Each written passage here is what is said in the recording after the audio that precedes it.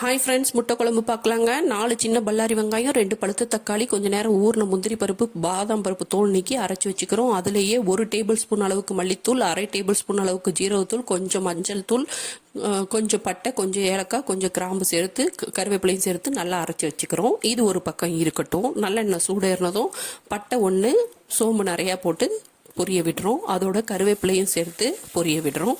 அது பொரிஞ்சதும் 1 கைப்பிடி அளவுக்கு சின்ன வெங்காயத்தை சேர்த்து கல்லுப்பும் சேர்த்து பொன்னிறமாக வதக்குறோம். அது பொன்னிறமாக ஆனதும் இஞ்சி பூண்டு பேஸ்ட்டு 1 டேபிள் ஸ்பூன் சேர்த்து பச்சை வாசனை போகிற அளவு வதக்குறோம். அதுக்கப்புறம் 1 தக்காளி சேர்த்து அதோட 1 டீஸ்பூன் அளவுக்கு மிளகாய்த்தூள், 1/4 டீஸ்பூன் அளவுக்கு மஞ்சள் தூள், அவங்கவுங்க ஏற்ற மாதிரி சேர்த்து அதோட இந்த மசாலா அரைச்சி வச்சதையும் சேர்த்து நல்லா வதக்கிக்கிறோம். அதோட 1 டேபிள் ஸ்பூன் அளவுக்கு சிக்கன் மசாலா சேர்த்து கொஞ்சம் கலந்து கொடுத்ததும் தண்ணி தேவையான அளவு சேர்த்து நல்லா கொதிக்க விடுறோம்.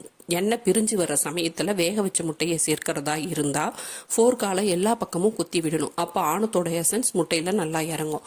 உடைச்ச முட்டையை சேர்க்கிறதா இருந்தாலும் இந்த நேரத்திலேயே சேர்க்கலாம். ஆனால் டிஸ்டர்ப் பண்ணக்கூடாது. சிம்லேயே வச்சு நல்லா முட்டை வெந்து வர சமயத்தில் மிளகுத்தூள் தூவி இறக்கணுன்னா சுவையான முட்டை குழம்பு தயார். உப்பு செக் பண்ணிக்கோங்க.